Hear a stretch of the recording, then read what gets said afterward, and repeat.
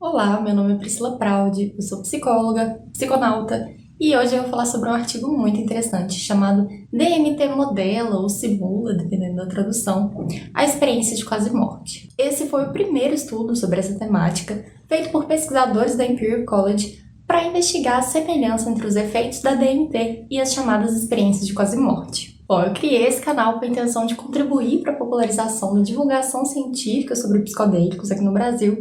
Então, se você quer saber mais sobre o assunto, se inscreve aqui no canal, ativa o sininho para não perder nenhuma notificação, já que eu não consigo atender a frequência de postagem exigida pelo logaritmo para que meu vídeo seja recomendado para as pessoas. E aquele pacote todo, né? Curte, compartilha, comenta aqui embaixo, porque isso me ajuda muito nessa missão.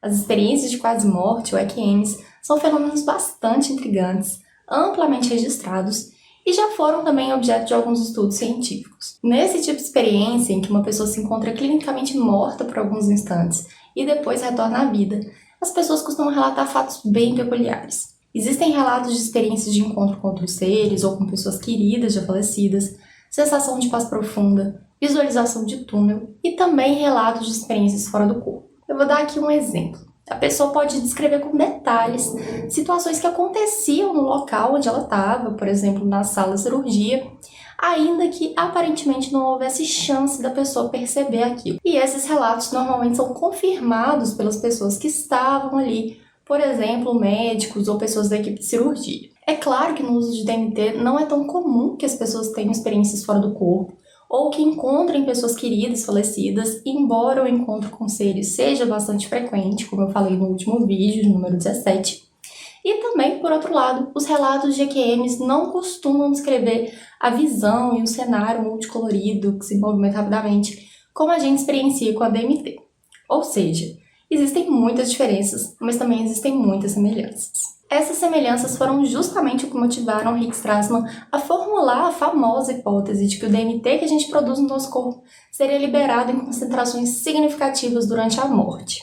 Eu falei sobre essa hipótese, sobre o que a ciência já sabe hoje sobre isso, no vídeo de número 14. A própria ayahuasca, que contém DMT, é também tradicionalmente chamada de vinho dos mortos, ou vinho da alma.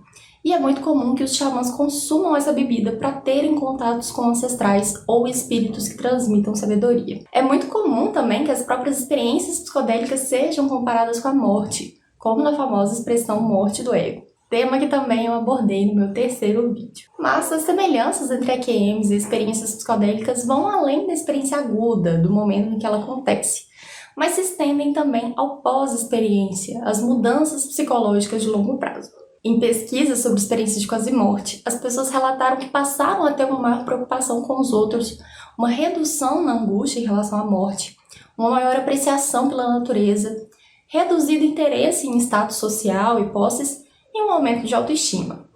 Da mesma maneira, em estudos com psicodélicos, os pesquisadores observaram mudanças positivas duradouras que envolvem também redução na ansiedade em relação à morte, comportamento proecológico, fortalecimento no relacionamento com a natureza, melhoria em sintomas de depressão e adição e melhorias duradouras no bem-estar psicológico, mesmo em pessoas já consideradas saudáveis. Essa foi a primeira vez em que a relação entre esses dois tipos de experiência foi formalmente abordada.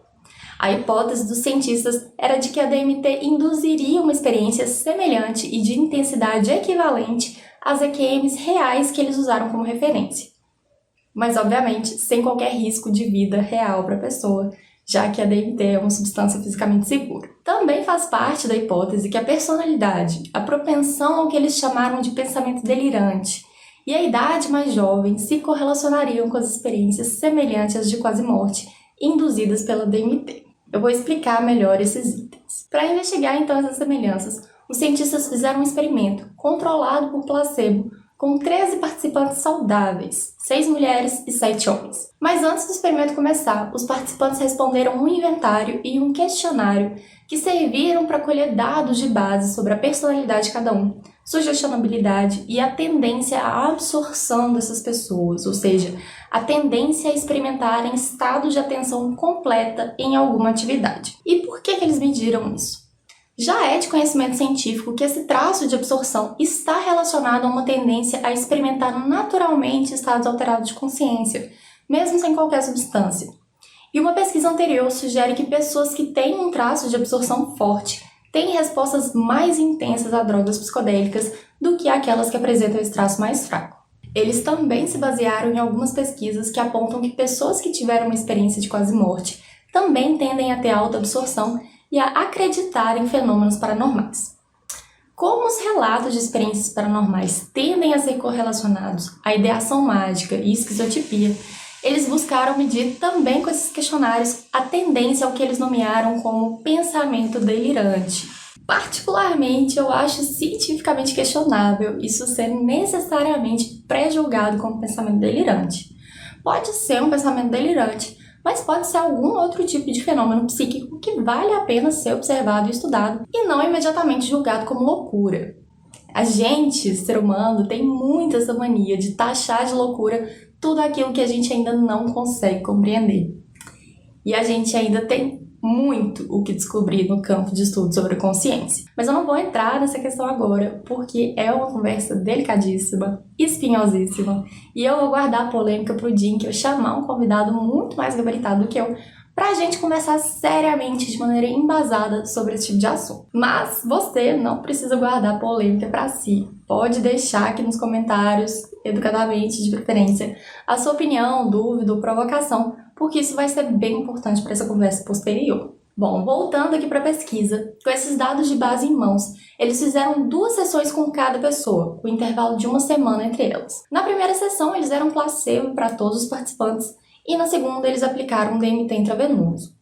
A dose de DMT não foi a mesma para todo mundo, elas variaram entre 7 a 20 miligramas, já que esse estudo é parte de uma pesquisa maior que está investigando os efeitos dessa molécula no cérebro e para eles era importante ter essa variação. Depois de cada sessão, tanto com placebo quanto com DMT, os participantes responderam 3 questionários.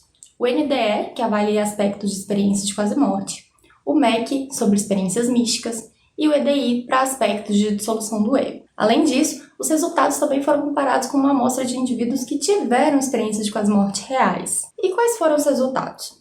Em relação à escala de experiência de quase morte, todos os participantes marcaram uma pontuação alta, ou seja, segundo essa escala, as pessoas realmente tiveram uma experiência condizente com o EQM. E além disso, a diferença em relação ao grupo placebo foi enorme. As respostas aos questionários que medem experiências místicas e dissolução do ego também foram altas, o que quer dizer que esses fenômenos aparentam estar bastante correlacionados e que esses participantes entraram em um estado de consciência profundamente alterado. Houve uma forte correlação principalmente entre o score total da escala de experiência de quase morte e 2 fatores presentes no questionário MEC sobre experiências místicas. O fator místico, que corresponde aos itens sobre experiência de unidade ou de continuidade entre si mesmo e o mundo externo, e o fator de transcendência de tempo e espaço, muitas vezes experienciado como um senso de vastidão ou eternidade. Além disso, a análise das pontuações dos participantes em absorção e crença paranormal confirmaram o resultado de pesquisas anteriores que apontam que pessoas que tiveram uma experiência de quase morte também tendem a ter alta absorção e a acreditar em fenômenos paranormais.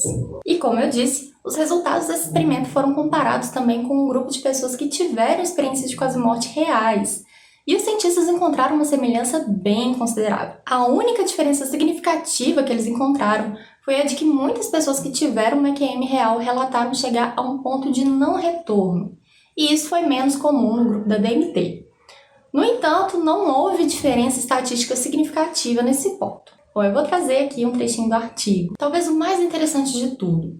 Quando esses dados de DMT foram comparados com aqueles de uma amostra correspondente de EQMs reais, um perfil comparável foi evidente, com poucas diferenças discerníveis entre as experiências dos casos reais de EQM e aqueles induzidos por DMT. Tomados em conjunto, esses resultados revelam uma semelhança impressionante entre a fenomenologia das EQMs e as experiências induzidas pelo psicodélico serotoninérgico clássico DMT. É claro que esse foi um estudo pequeno e focado apenas nas semelhanças. Eles não focaram nas diferenças entre esses 2 tipos de experiência e que talvez possam ser também bastante significativas, como eu disse no início do vídeo. A gente precisa fazer mais pesquisas, tanto sobre DMT quanto sobre experiências de quase morte, porque daí a gente pode extrair um material muito rico para ajudar a gente a compreender um pouco mais sobre a natureza da consciência. E quando a gente pensa na natureza da consciência, é inevitável pensar nos mistérios da morte. Por isso, eu vou finalizar esse vídeo com a mesma frase que eles terminaram o artigo. Ao meditar sobre a morte, paradoxalmente nos tornamos conscientes da vida. Como é extraordinário estar aqui. A consciência da morte pode nos despertar para a sensualidade da existência. Muito obrigada a você que me acompanhou até aqui. Se esse foi um vídeo interessante, importante ou útil de alguma maneira, deixa um like, compartilha com outras pessoas, comenta aqui embaixo, se inscreve, ativa o sininho. E por hoje é isso. Um grande abraço e até a próxima.